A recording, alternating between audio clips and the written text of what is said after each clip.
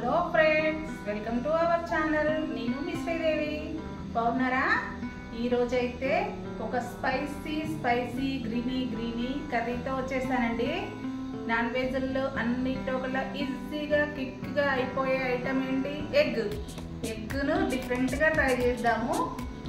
చూసేస్తారా? ఇవేంటో తెలుసా? ఉల్లి పొరకలండి.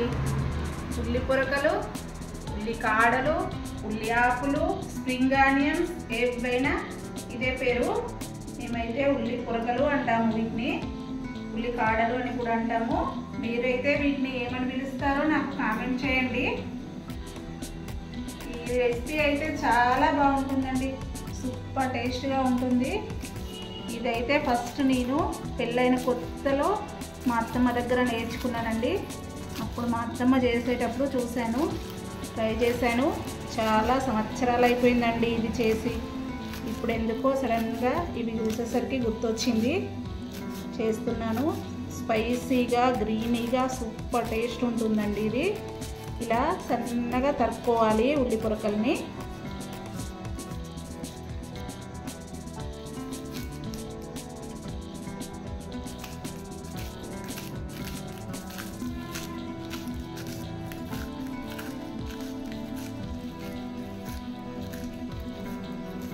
ఓకే అండి, కట్ చేసుకోవడం అయిపోయింది ఉల్లి పొరకలు. ఇప్పుడు కర్రీ స్టార్ట్ చేద్దాం. స్టవ్ ఆన్ చేసుకొని కడాయి పెట్టుకుందాని. కర్రీకి సరిపడా ఆయిల్ వేసేసుకుందాం. ఆయిల్ వేడైపోయిందండి. చూసారా? పచ్చిమిర్చి సన్నగా తరిగి పెట్టుకుంది, ఇది వేసేసుకుందాం.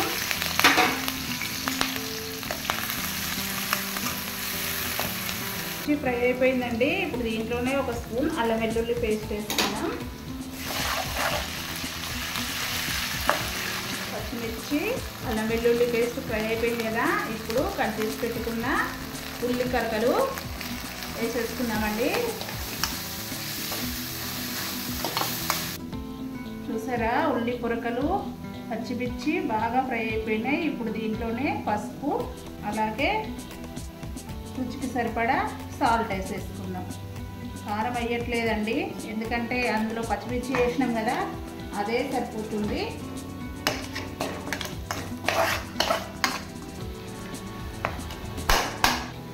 ఇప్పుడు దీంట్లోనే ఎగ్గులు కొట్టుకుంటున్నాం.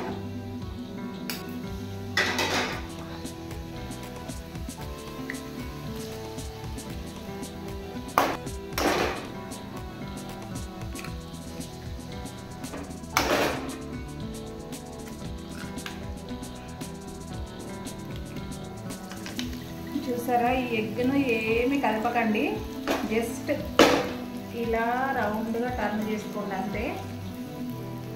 ఓకేనా? అంతే, ఒక్క 2 నిమిషాలు ఇలా వదిలేయండి, సరిపోతుంది.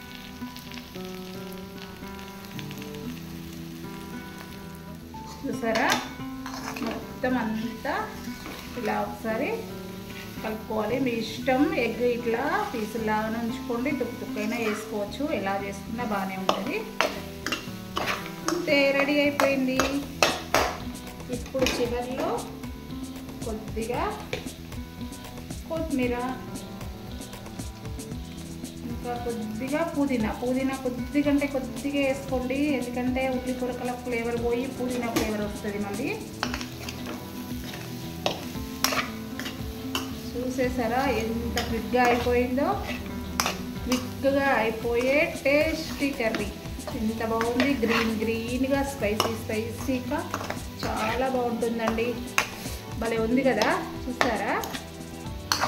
మీరు ఎప్పుడైనా ఈ కర్రీ ట్రై చేసినట్టయితే నాకు కామెంట్ చేయండి, లేకపోతే ట్రై చేసి ఎలా వచ్చిందో కామెంట్ చేయండి. స్మెల్లే సూపర్ వస్తుందండి, భలే బాగుంది. దేంట్లోకైనా బాగానే ఉంటుంది, చపాతీలోకైనా, పుల్కాలోకైనా, రైస్లోకైనా, దేంట్లోకైనా పర్ఫెక్ట్ కాంబినేషన్ అండి. Super tasty curry. తప్పకుండా ట్రై చేయండి ఫ్రెండ్స్. నా వీడియో నచ్చినట్టయితే నా వీడియోకి లైక్ చేయండి, అలాగే మీ ఫ్రెండ్స్కి షేర్ చేయండి. కొత్తగా చూసే వాళ్ళు మరిన్ని వీడియోల కోసం నా ఛానల్ని సబ్స్క్రైబ్ చేసుకోండి. బాయ్, నెక్స్ట్ వీడియోలో